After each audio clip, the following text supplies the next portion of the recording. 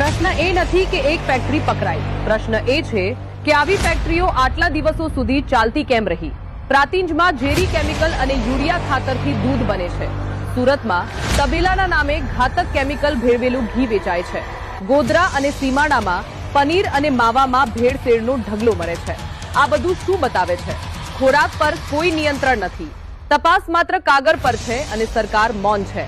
આજે ગુજરાતમાં દૂધ પણ શુદ્ધ નથી, ઘી પણ ભરોસાપાત્ર નથી અને પનીર તો સીધું સ્વાસ્થ્ય પર હુમલો બની ગયું છે।